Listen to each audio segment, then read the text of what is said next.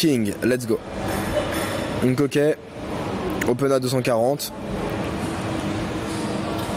Est-ce que c'est le. Est-ce que c'est le même? Attends, c'est quoi les infos qu'on a sur lui? Ouais, on n'a pas les infos, en gros c'est un mec. Quand même, recopie-nous les infos à chaque fois, sinon c'est assez flou. Tu sais c'est qui, RF? Non. Ok. Franchement, moi je suis pas du tout fan ici de 4 bêtes. Hein. Ouais. Enfin. Ouais, je suis pas fan, je préfère jouer en call. Je vois pas du tout. C'est un peu l'intérêt. C'est un peu ce qu'on disait un peu ce matin dans la voiture, c'est que j'ai l'impression que ça c'est un bon spot de bluff, mais que en value. Je vois. Enfin, en fait, dans tous les cas, on va 4 bêtes. Le mec il va call des premiums, il est IP, il va call des rois, il va call des asas, il va call ses dames parce qu'il a pas envie de faire grossir le pot plus. Donc il va avoir une range strong dans tous les cas. Son père c'est as-dame, c'est as-valet potentiellement. Et même si la dame valet suité et qu'il nous le call, bah dans tous les cas c'est des candidats qu'il va prendre dans des spots de bluff. Pour autant il aura toujours des value end. Donc on va pas avoir des spots de catch, on va jouer OOP. On fait grossir un pot avec un rake à 5% où on va avoir des spots de catch close. Et ça c'est important. Et tu vois, du coup finalement moi je suis vraiment pas fan de la line. Je préfère largement just call. Ok. Bon maintenant clairement ok pour bet. Je suis ok avec le size, on n'a pas envie de le faire fold.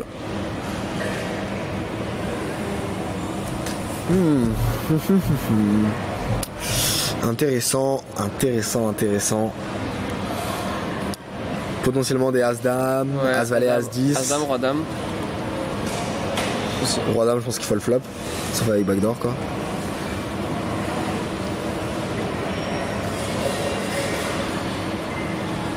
En vrai, bet small et fold vs raise. Hein. Ouais. Je suis d'accord, je vois pas trop l'intérêt du check. Waouh, je trouve ça cher pour le coup. Je trouve que franchement. Il fait combien dans combien? Il fait un demi-pot? Ouais. Ouais, ok. Ouais, j'aurais vraiment préféré plus small.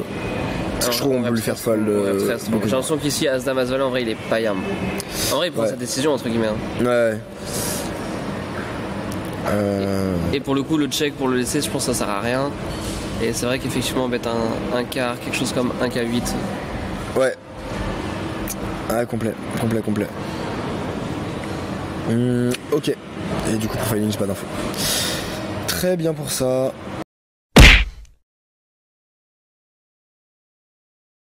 Ok, main suivante. On est donc contre Frère Gobo. Frère Gobo. Waouh. Oh, il open. Donc ici, c'est une option. C'est une option ou c'est un open? C'est un missis? Non, straddle 100. Open. Bon.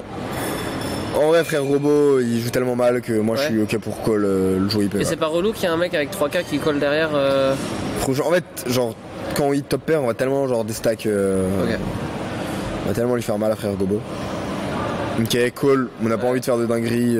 Franchement, pas de raison de bluff ici. Je vois pas l'intérêt du raise. Flop ici, Frère Gobo va très souvent fold quand on raise. Donc vu que l'autre joue peu deep, je raise pour l'isoler. Puis parfois il tape son fold. Avec weak top pair. Alors j'ai l'impression que déjà. C'est quoi les weak top pair? Ouais, et puis franchement, là le mec il est quand même énormément commit. J'ai pas l'impression du tout qu'il va taper son fold. Par contre, t'es content que le mec. Par exemple, il bet, tu call, turn, il y a un trèfle qui tombe, il a peur de bet sur le trèfle. Tu check back et tu touches une free card. Ou alors tu décides de bluff là-dessus, mais encore une fois, vu les stacks, je suis pas fan.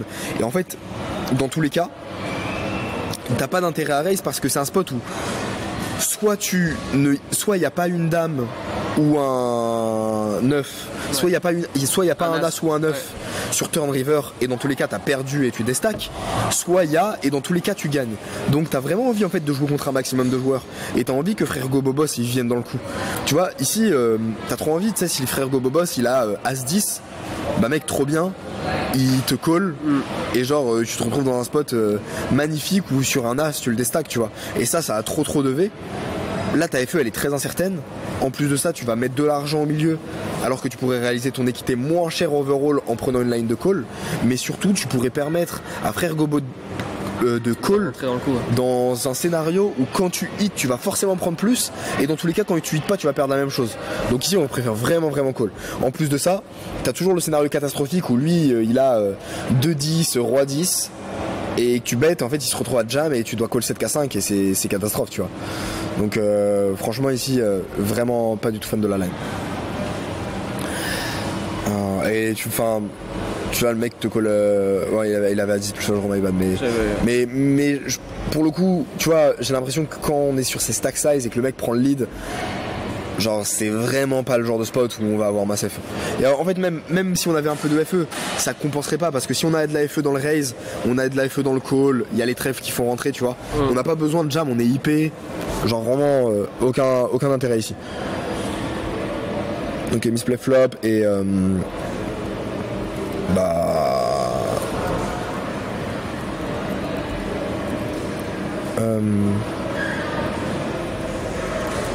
je vais mettre call bluff supérieur raise bluff. Comme ça la line c'est une line qui est assez fréquente. Ouais. Ok.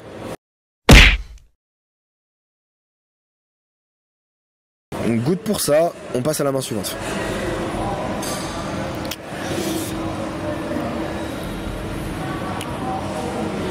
Main suivante, on a les dames. Il y a une option à 100, Mississippi à 100, tu call. J'aime bien call, franchement, je trouve qu'il y a beaucoup de joueurs à parler. Les gars, ils aiment bien raise leur Mississippi, donc je trouve ça assez cool. Bon, ok. Check, on se retrouve en heads up. Franchement, sa range de check back, en fait, il y a tellement range dedans que en général, les spots où les gars ont des ranges, du coup, qui sont ultra larges, ce qu'ils vont faire, c'est qu'ils vont avoir tendance à overbluff. Typiquement, ici, il va avoir assez peu d'as qui jouent comme ça. Et il va en raise pas mal en plus. Et en plus, il va en raise pas mal pré-flop. Ouais. Et pour autant, il va avoir beaucoup de bluff naturel. Donc, ça va être cool. Elle vient tranquille, elle fait son annonce. Il y a des mecs qui sont en train de bosser, faire des reviews. C'est fou malade quoi. Elle est en train de nous dire désolé, votre avion ne va pas être présent. On s'en fout de notre avion. Nous on est là, on est là pour step up nous. Évidemment, nous on est là pour faire de la review. On n'est pas dans un aéroport pour prendre l'avion, on est dans un aéroport pour bosser. Ça qui fait ça? Bon, check pour catch. Ouais. Ok, good. En vrai, check pour catch encore. Je vois pas trop l'intérêt de bet. En fait, pour moi, ici, tu vois, c'est un spot où je suis d'avoir ton thinking, mais pour moi, s'il a un 5 ou un 7, en vrai, le mec il va vouloir arracher le pot, il va nous mettre sur R. Ouais. C'est un board où il va avoir besoin de protection, ça va beaucoup bet. Et il a beaucoup de bluffs où il peut se dire vas-y en vrai check au flop et turn bon. J'ai check 2 fois, il a check allez, 2 vas-y, fois. Il a check 2 fois, vas-y, allez, je vais prendre le bluff, je vais pas aller showdown 10 et 2 off quand même. Donc je préfère encore check. T'es ok? Ouais, je suis ok. Je pense que une line de temps en temps qui peut être faite, c'est de bet small pour qu'en gros le mec il se dise ok, j'ai investi de l'argent et maintenant je vais bluff. Mais c'est vrai que le prendre à la turn, ça fait beaucoup moins de sens que le prendre au flop. Je suis ok. Du coup, une fois qu'on a check flop, qu'il a check, je suis ok à tout le temps de check aussi turn. Value all MP, mais tu vois, pour moi, en fait, sa range, elle est tellement grande, elle est tellement dense, sa range. Ouais. Il y a tellement de combos qui vont te bet en bluff naturellement. Il a tellement de bluff naturel avec les 4 et les 6. Ouais, et puis tout le reste, quoi. Et en fait, et puis tout le reste, toutes les trash, la range, elle est vraiment ultra large. Et surtout, s'il a une paire, pour moi, il va te la bet parce que double flush draw. En plus, c'est un mec aggro et tout, donc. Donc ouais, les mecs, ils aiment bien bet dans les petits polympés comme ça, arracher le pot. Tu dois le voir souvent. Dans les polympés, les mecs, ils bettent 2 tiers pot avec 3ème paire, tu comprends pas pourquoi. Genre, c'est vraiment fréquent. Ok. Pour moi ici, c'est un spot qui peut être assez intuitif à bluff pour lui parce que tu représentes pas beaucoup de force. Il y a tous les 6, enfin tu sais, il a énormément en fait de gutshot et de combos potentiels good à raise. Donc pour moi ici, franchement, je suis très serein. Il peut avoir des DP, il peut avoir des 3 et 7, 5 et 7, mais encore une fois, il a une range qui est tellement dense que ça va trop dépondérer en bluff. Parce que c'est un peu la main random aussi, tu vois. Ouais, puis parce qu'en fait, il a Roi 6, mais il y a les deux Dame 6, Valet 6, Valet 2, il y a trop de combos. Et en fait, dans des spots comme ça où la range elle est large, dans tous les cas, même si tu mets juste 1% de pondération sur chaque bluff, dans tous les cas, il overbluff. Donc call, into call river, rien à faire. Ok, good. Franchement, rien à dire par rapport à ça. Pour le coup, je trouve que la main, elle est. Ah non, le bet turn. Ouais, le bet turn. Le bet 3 quarts turn. Ouais. Comment on appelle ça? C'est pas un value cut, c'est. Je vais mettre baseline. Baseline value turn. Ouais, je réfléchis, mais. Ok, sinon la main, franchement, elle est bien jouée. C'est dommage qu'il y ait le bet turn, mais le catch et tout, j'aime bien. Bring the pain, not what you used to. It's all part of the game.